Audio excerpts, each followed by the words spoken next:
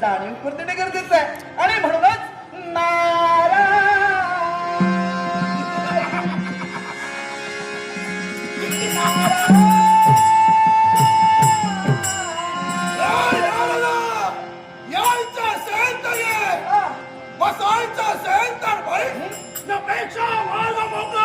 बरोबर ही देवांची जागा बोलू लागली.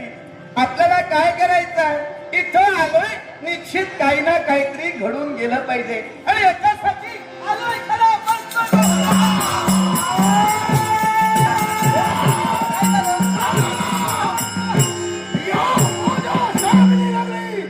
मी तुझं आदर स्वागत केलं जाणतोय ना माझ्या पाणीला बापुडा हो तू बसतोय मग कसं बसावं इथं बापुड्याला थारा नाही स्वाभिमानानं ताट मानेनं अभिमानानं बसायचं असेल तर म्हणजे तुमच्या मांडीला मांडी लावून मी बसलं पाहिजे तर तुमचे सारे यमदूत जसे बसले ताट मानेनं अगदी मान सन्मानानं हा तर हस हस हसतो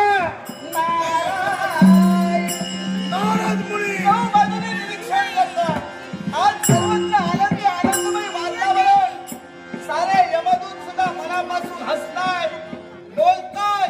काय घडावं का नारद मुनी असं काही घडलं नाहीये मग पण या माझ्या शैमिली नगरी हे सारे यमदूत आनंदी दिसताय यांचा मुखकमल सर्व हसले दिसताय. याला कारण काय असेल तुम्हाला तर ज्ञात नसेल 33 कोट देवतांवर आलेलं संकट नवनासुर रूपी हा भयंकर संकट त्या नवनासुराचा नाश कुणी केला असेल? मी केला. आणि म्हणूनच हे 33 कोट देवता आहे. म्हणून तुम्हाला विचारतोय तरी काय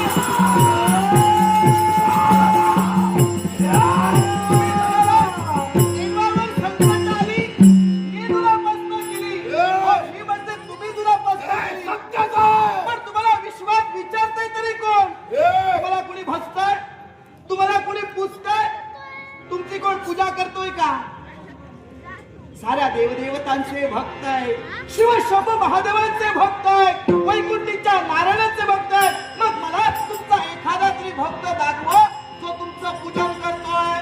नारद योग्य बोलला. मी सत्य बोलतो कारण म्हणून सांगतो. शिवशंभू महादेवांचे भक्त आहे. वैकुंठीच्या नारायणाचे भक्त आहे. अगदी. पण या मृत्यूच्या देवतेचा एकही भक्त या विश्वाच्या ठिकाणी नाही होय ना. अगदी. मग ऐका मला सुद्धा वाटतंय ना तुमचा एखादा तरी भक्त या विश्वाच्या ठिकाणी हवा जो तुम्हाला पालखीत बसून तुमची पालखी काढेल. तुमच्या गळ्यात नारद तुला वाटतंय ना मग ते मी सत्य करणार. काय कधी ऐका